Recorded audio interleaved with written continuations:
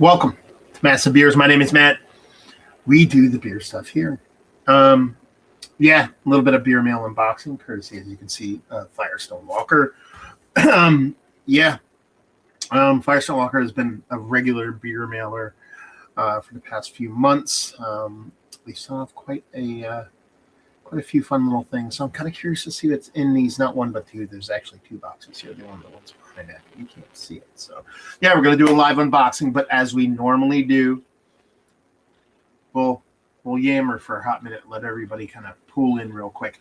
Let's do a quick update. What's new in life? Work is great. Crazy great. Life is great. Mike is awesome. He had gymnastics tonight. He wasn't feeling it, so. It wasn't a happy camper, but we got through it, so that was fun. I got a new car. That's the crazy thing, I'll tell you that. So, as some of you might know, I drive a GTI. I've driven a standard Volkswagen God, since the late '90s. Jetta GTI. And it's been my thing. I'm a standard driver. Just manuals are just how I've always existed. And I want to say like late November, I started to have issues with my GTI. It was stalling out a little bit. And, very random, very mild. It wouldn't it always start back up. It was just at specific points throughout the day. So that concerned me. And then lo and behold, after a couple weeks of that, me not taking it in the garage immediately, I knew it had nothing to do with it, but you never know. Started leaking coolant. I was freaking out. So I took it to the garage. They took forever to fix it, but they actually couldn't get it to leak coolant again. So they fixed the stalling issue back to that. And lo and behold, about a month later, it started leaking coolant again. At that point, I was like, I'm up there. I'm at 175K GTI. Plus, we have Mike in the family. I was like, okay, maybe I move into something a little bit bigger. You know this guy. No, I started looking at GTIs just because I was like, man, it would be nice to just get a new GTI. I love that car so much. And yeah, I found out, didn't know, Volkswagen discontinued standard manuals starting in 2024. That was my big kind of turning point. I was like, well, if I'm not going to have a manual, it's like, I know they have the DSG paddles and all that stuff. And I was like, yeah, it kind of got me to kind of push over. So I started looking at crossover SUVs, smaller compact ones. I wanted something with a little bit of pep. Looked at the main four-year Mazda MX-50. Was it MX-50? I think it was. The Honda CRV, the Toyota RAV4, and a Volkswagen Tiguan. Because I'm a Volkswagen guy. And decided on Tiguan. Yeah, I was going to get a 2024, sold as new because they're getting rid of old stock at a really good deal on it. SEL R-Line Turbo, or SEL R-Line, I should say, not Turbo. Even though they all have turbos, that's not the name of the car. That fell through because it was the dealer that said I could get it.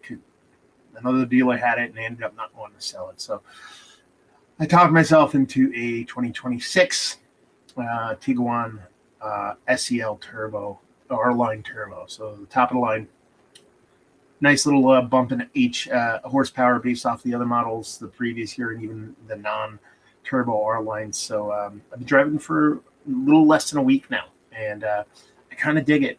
There's been a little bit of chatter online about maybe turbo issues with these specific line and stuff like that. We'll see how that pans out for me. But all in all, I love the car, and it's honestly the amount of crap that is in these kind of vehicles. I know that all this stuff exists, but for me, even though my GTI had it was like state-of-the-art stuff when I got it back in 2018. It had, adaptive cruise control and lane assist and all that kind of stuff.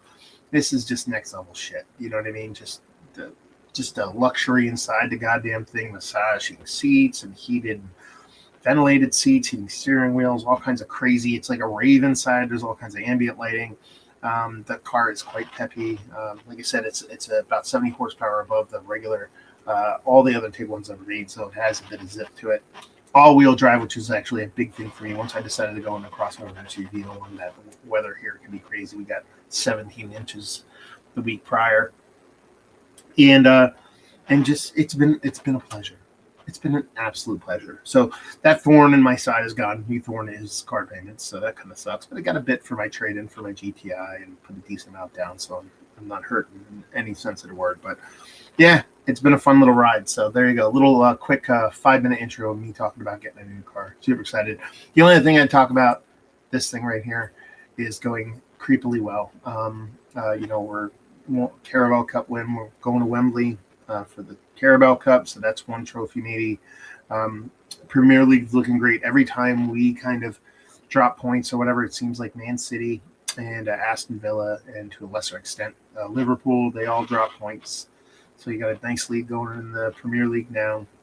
Won all our games in the Champions League, number one in the group, get to have the last home leg in knockout stages. So yeah, and then that other cup. They're all the cups. All the cups. Hopefully, we'll see what kind of, if any, hardware Arsenal bringing this year. It's been a very long time since I'm Premier League focused. Obviously, wouldn't hate a Champions League or any trophy for that matter, but we're curious to see where that lands. But I'm very, very optimistically hopeful. Little bad news. Moreno went down with a foot injury, but we got Havertz back. He scored again today. We have, our defensive back line, which is the strength and the spine of our whole team, is coming back healthy. It has not sucked. So 2026 is off to a very good start. But let's get to the beer meal. Like I said, we're already 6 minutes in. Cut into these suckers and see what Firestone Walker has decided to send off. So let's see. First off, we have paper. We have a mix pack. Oh, come on. You can do it. You can do it. Oh, there we go. Let's do that. I always like to take the bubble wrap out. We burn stuff out here on the farm. There you go. IPA mix pack. What do we got going on here? So I have Union Jack and IPA. So they sent off a mixed IPA pack previously. I always love me some Union Jack. Their base IPA is nice, but we have two different beers. We have the Easy Jack over here, which is a 4.2% IPA. Hell yeah. I'm excited to dive in on that one. Then we have Diesel Thunder Double IPA. That sounds crazy. Now, it better give me the ranky dank because you're calling it Diesel Thunder. Actually, I threw away the card. They're not threw it away. I threw it down here. See if they have any information on here that isn't on the outside of the package. Can't commit to just one. Dive into some IPA. Yeah. Let's see what we have at the bottom. Okay, the new ones, because we've went over the other ones previously, is Easy Jack full flavored IPA. Enjoy without tapping out early. Easy Jack packs vibrant orange citrus and light tropical hop notes into a crisp 4.2% ABV package. Diesel Thunder. Born in our Venice propagator, this limited edition double IPA is a big, bold, and burning with bright tropical and berry notes with cannabis diesel hop intensity. I'll hold you to that. Brewed only for this 4-pack. Yeah. Do we have a date on here? I know last time they had a date on I believe they did all their 12 packs. So this was canned a month and a half ago. You can see right there. Talking about a 1225. Is my camera backwards? What's my camera backwards? It's backwards for me. Hopefully it's not backwards for you. Let's fix that. All my settings. There we go. Got rearranged in StreamYard. I don't know why. Anyway, so we're actually right facing, I believe now. So that's pretty cool. Nice little hazy / IPA pack. We'll definitely review that. And let's see what package number 2 has to offer. Not a 12-pack, I can tell you that. The weight is quite different. So let's see. You can go through. We got. And before we have more paper. Oh, DBA. Yeah, I am a fan of DBA. And it's been a hot minute since I had it in the bottle. We don't need to pull it all out here.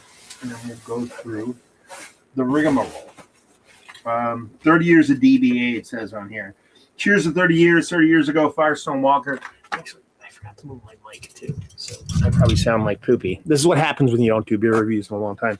It's been a long time since I've actually filmed one.